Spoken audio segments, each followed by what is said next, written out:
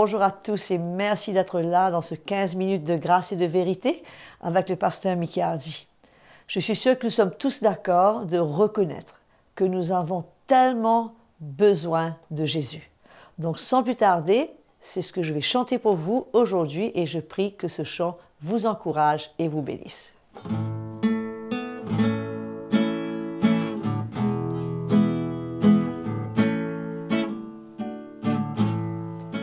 Plus que jamais, Seigneur, je veux t'aimer. Plus que jamais, Jésus, j'ai besoin de toi. Plus que jamais, aujourd'hui, je veux te dire. Plus que jamais, j'ai besoin de toi. More than ever before, Lord, I love you.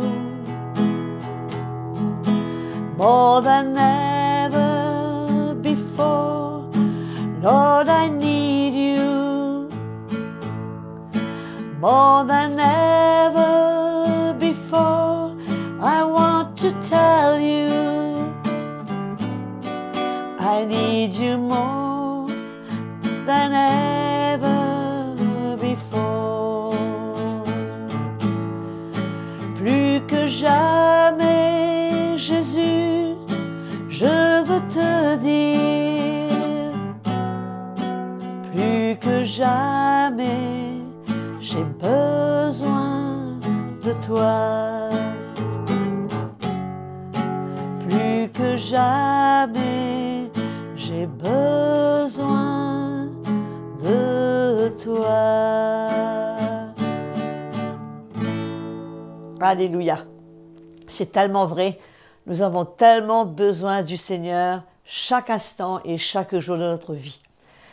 J'ai la joie maintenant d'accueillir le pasteur Mickey Hardy qui va continuer dans sa série Les hérésies et cette fois il va nous parler de ce langage chrétien que nous entendons tellement souvent.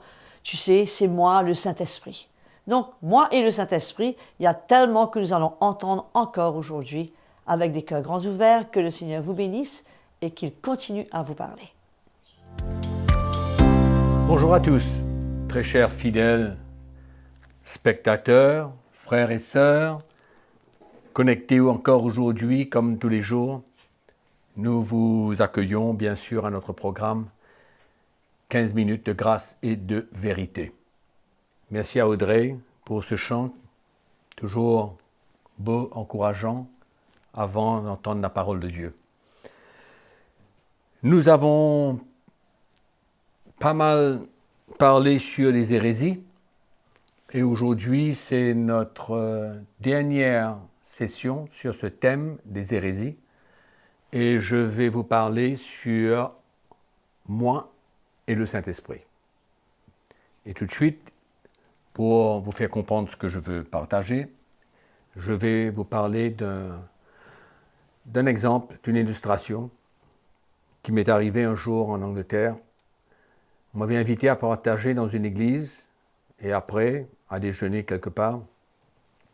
Et il y avait là une sœur, une dame, qui n'était pas à l'église, mais qui était venue, par, je ne sais pas de quel moyen, était venue pour déjeuner. Et j'ai eu une conversation avec elle.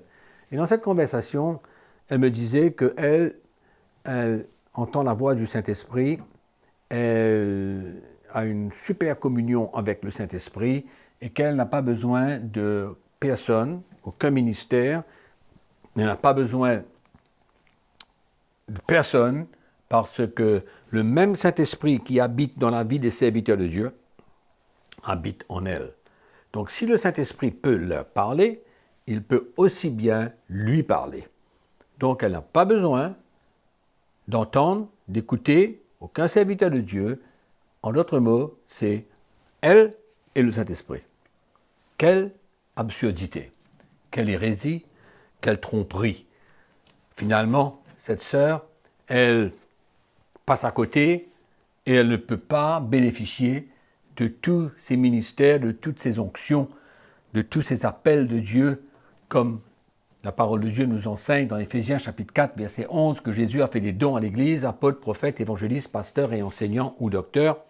Donc elle ne peut pas bénéficier d'aucune de ces onctions parce que le Saint-Esprit est en elle et que pour elle, pas de doute, elle marche par l'Esprit, elle comprend tout, elle connaît tout, elle continue à apprendre, mais par le Saint-Esprit. Bon, alors c'est clair, quand nous lisons dans l'Évangile de Jean, au chapitre 16, c'est vrai qu'on peut avoir cette tendance, quand on ne comprend pas vraiment la marche de l'Église, le corps de Christ, l'Église locale, l'endroit où nous sommes enseignés, instruits dans la vérité de la parole de Dieu. Nous voyons ça dans le livre des Actes, comment tous les jours ils étaient là à écouter l'enseignement des apôtres. Et ils voulaient connaître, ils voulaient comprendre, ils voulaient recevoir des ministères que le Seigneur lui-même avait établis dans l'Église. Mais par contre, pour cette femme, ce n'était pas un problème pour elle. Elle et le Saint-Esprit, c'était suffisant. Donc dans l'Évangile de Jean au chapitre 16, nous lisons au verset 13, et nous lisons ceci.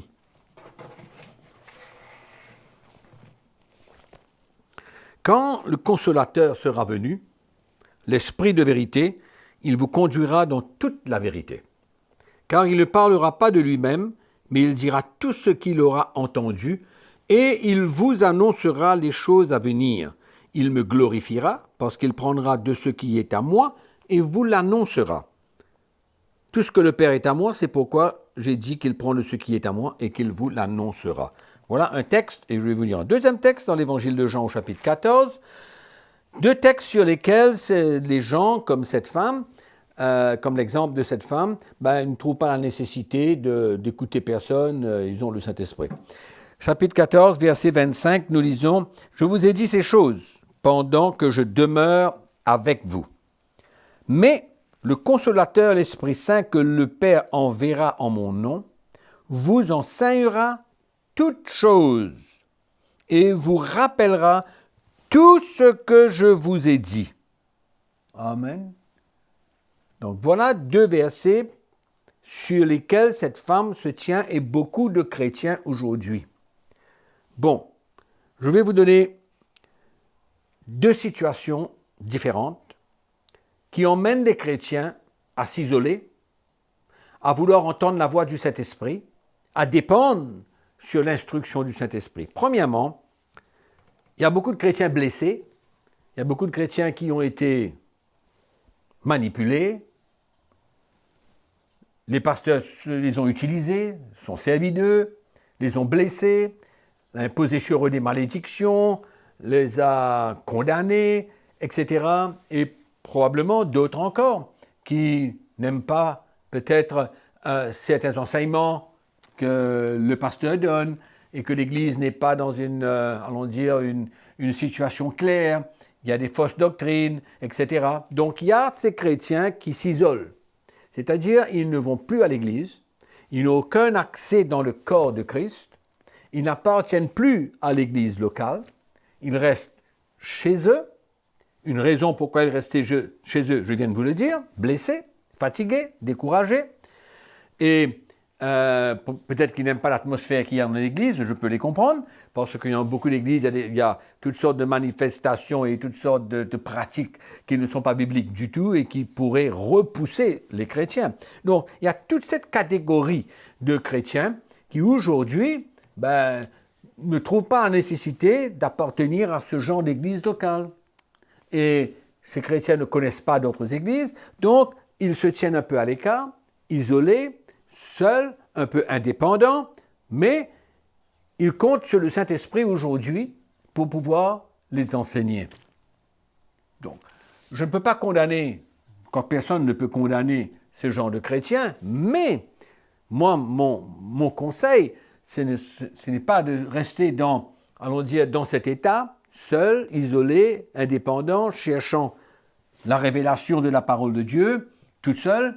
Moi, je pense que ces chrétiens devraient trouver, probablement sur les réseaux sociaux, sur des websites comme le website CTMI website, de trouver des enseignements bibliques qui rassureront ces chrétiens, qui emmèneront la paix dans leur cœur, qui vont témoigner de la vérité de l'Évangile annoncée au travers des ministères de cette organisation, de cette Église. Je crois que c'est là, pour le moment, que ces chrétiens doivent se nourrir.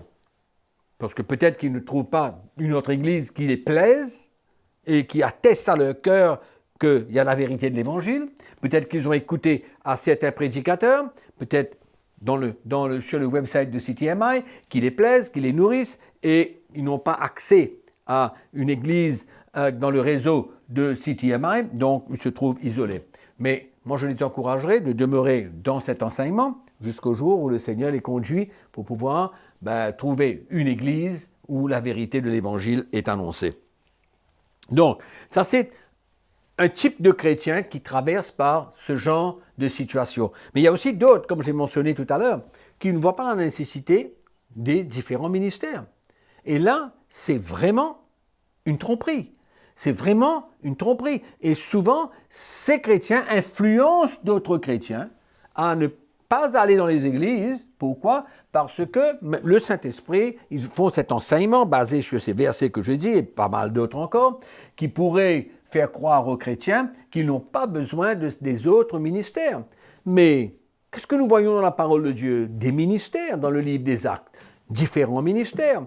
Dans les épîtres de Paul, différents ministères, des équipes de ministères qui voyagent dans les églises, qui vont encourager, édifier, soutenir les frères et sœurs dans les églises, emmener la révélation de l'Évangile, quand il leur a été donné de recevoir la révélation de l'Évangile, d'avoir une onction de la part du Seigneur pour transmettre l'Évangile et la lumière de l'Évangile. Donc, on ne peut pas se priver de cela. C'est pas possible, parce que la Bible nous dit que c'est le moyen, à travers ces ministères, pour que les chrétiens soient perfectionnés en vue de l'œuvre du ministère, pour l'équiper à servir le Seigneur. Donc ces ministères sont importants et il ne faut pas écouter ces chrétiens qui s'isolent. Pourquoi? Parce qu'ils croient que le Saint-Esprit peut les enseigner de la même manière que les différents ministères que Jésus a donnés dans l'Église. Moi, je me pose une question. Pourquoi alors Jésus aurait fait des dons à l'Église? Pour quelle raison? Si le Saint-Esprit pourrait enseigner tout le monde de la même manière, mais ce n'est pas possible. Il faut réaliser aussi le danger qu'il y a d'être seul. Parce qu'on peut être seul, on peut croire que c'est le Saint-Esprit qui nous enseigne, on peut entendre des voix, on peut interpréter la parole de Dieu d'une manière, croyant que c'est le Saint-Esprit, mais ça peut être d'autres sources, notre propre sagesse, notre propre intelligence, influencée par l'esprit qui règne dans le monde, et comprendre la parole de Dieu, non pas dans le bon esprit de Christ, mais selon la sagesse humaine. C'est pourquoi le Seigneur a fait des dons, c'est pourquoi le Seigneur a mis chaque chrétien dans un corps, dans une église locale, pour bénéficier de ces ministères, et non pas pour être indépendant, tout seul, et se faire sa propre doctrine et avoir sa propre révélation. Quel danger! Je mets en garde tous ces chrétiens qui peuvent être influencés par d'autres. Donc, j'ai parlé de deux situations différentes, elles sont complètement différentes.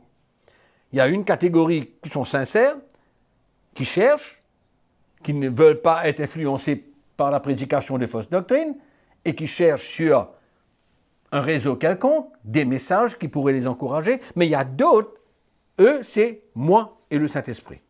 Je n'ai pas besoin de personne. Je ne suis pas intéressé, le Saint-Esprit est capable de m'enseigner toute chose. Danger.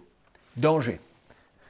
Une hérésie, une tromperie, et que le peuple de Dieu fasse attention. Amen. C'est la fin de cette série longue concernant les hérésies. Je vous remercie d'avoir été si fidèles, d'être à l'écoute, d'être avec nous tous ces jours, d'être patient. Merci de votre écoute, merci de votre soutien. Et bien sûr que nous allons continuer. Mais ce thème des hérésies, c'est la dernière session aujourd'hui et nous sommes en attente pour les prochains événements, les prochains jours où nous avons confiance que le Saint-Esprit nous conduira en toutes choses. Que le Seigneur vous bénisse. Merci d'avoir été à l'écoute. Et encore une fois, que la grâce du Seigneur vous accompagne aujourd'hui et tous les jours. Amen. Donc voilà, comme vous avez entendu, nous sommes arrivés à la fin de cette longue série concernant les hérésies avec le pasteur Mickey Hardy. Et je suis sûre que vous avez été vraiment enrichis, bénis, éclairés. C'est pour cela que je vous encourage, écrivez-nous et dites-nous qu'est-ce qui s'est passé dans votre vie quand toute cette lumière est venue à votre cœur.